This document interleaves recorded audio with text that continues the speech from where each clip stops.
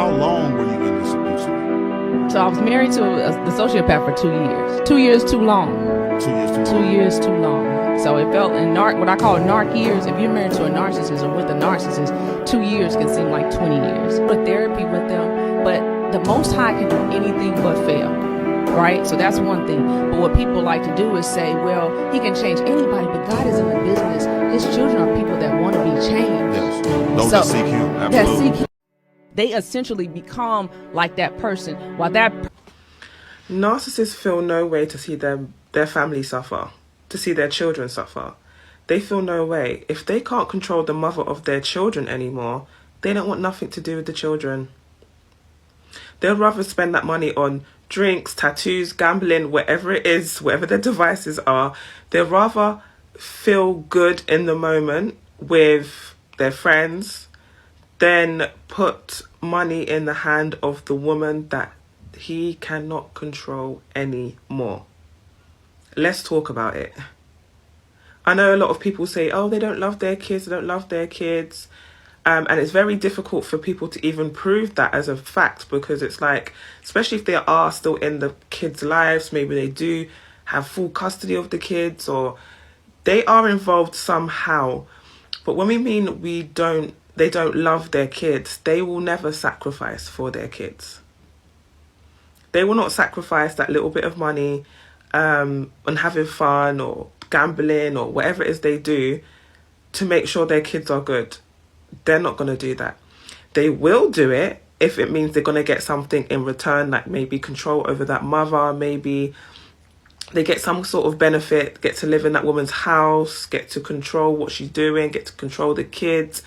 If they're going to get a return on their investment, they will sacrifice. Yes, they will. They will spend that money.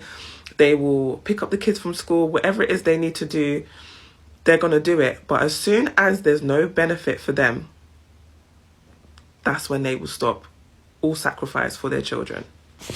Weird story, but let me start with this. At some point in your life, you may run into someone who identifies with the sovereign citizen movement.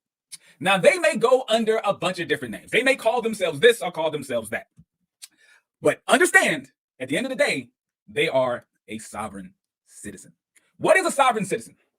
A sovereign citizen is someone that somehow, some way, they bought into the conspiracy theory that the United States federal government is illegitimate in some way. Now, each different little fraction of sovereign citizens, they have their own story and explanation as to why the federal government does not have the authority that us regular people think that the federal government has.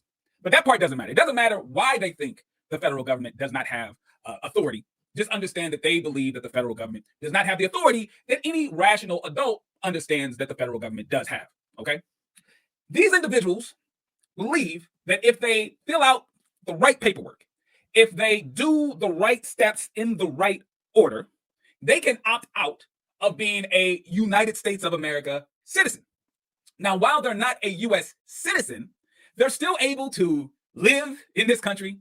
They're able to take advantage of all the opportunities of this country, but they do not have to do silly little things like pay taxes, use driver licenses, register your car with the DMV and get a license plate on the back of the car. All these things that we think, because remember, we're the dummies. We're the sheep. We're not woke like these people are. All the things that we know are normal and regular things to participate in society. They don't have to do that, but they still get to take advantage of all the things that we get to take advantage of as citizens.